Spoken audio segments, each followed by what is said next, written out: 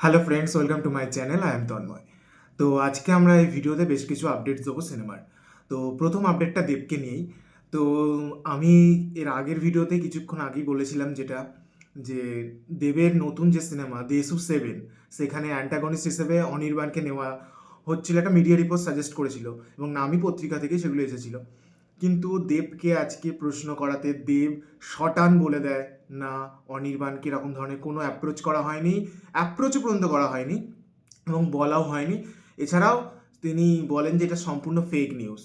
তবে এখানে আরেকটা জিনিস উঠে এসেছে, যেটা হচ্ছে গিয়ে তিনি এই যে অনির্বাণের যে চরিত্রটা করার কথা ছিল, মানে যেটা কালকে বেরিয়েছিল, তো সেটা উনি বোম্বাদাকে করার জন্য অ্যাপ্রোচ করেছেন। তো এখন বোম্বাদা করেন কিনা সেটা দেখার। উনি সেটাও বলেছেন যে বোম্বাদা এখনও হ্যাঁও বলেনি নাও বলেনি, ওয়েটিং লিস্টে রেখেছেন। তো এটা দেখার। আর যদি একই সিনেমাতে দেব হিরো, বোম্বাদা ভিলেন, আর তার সাথে যদি শুভশ্রী নায়িকা, মানে একটা পুজোর ছবি, মানে জমজমাট ছবি তৈরি হতে চলেছে। দেব এই ছবিটাকে ব্লকবাস্টার করার জন্য যে প্রচুর রকমের এলিমেন্টস ঢোকাতে থাকছে, সেটা নিঃসন্দেহে বলা মানে জায়গা রাখে। তো এখন দেখার যে দেব এটাকে সাকসেসফুলি সমস্ত কিছু ইনক্লুড করতে পারে কিনা। তো দেখার যে এবারে 2025-এর বক্স অফিস কীরকম হয় পুজোর, দেখার থাকবে এটা।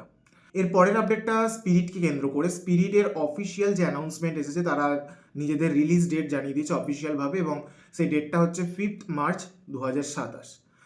তো ভিডিও নেক্সট আপডেট যেটা হচ্ছে ধুরন্ধর 2কে নিয়ে। ধুরন্ধর 2 এর ট্রেলার কাটিং কিন্তু স্টার্ট হয়ে গেছে এবং খুব শীঘ্রই মনে হচ্ছে ট্রেলারটা আসতেও পারে।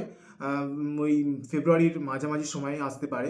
যদি না আসে, তারা কিন্তু আবার রিলিজের 7 দিন 8 দিন বা 15, দেখা যাক কতদিন আগে দেয়, 15 দিন আগেও দিতে পারে। এটা এখন দেখার যে কতদিন আগে তারা ট্রেলারটাকে রিলিজ করে এবং ট্রেলারটা কীরকম হয়। এই আপডেটগুলো নিয়ে আপনাদের কি মতামত অবশ্যই কমেন্ট সেকশনে জানাবেন। ভিডিওটা ভালো লাগলে লাইক, কমেন্ট, শেয়ার করবেন এবং দেখা হচ্ছে পরের ভিডিওতে।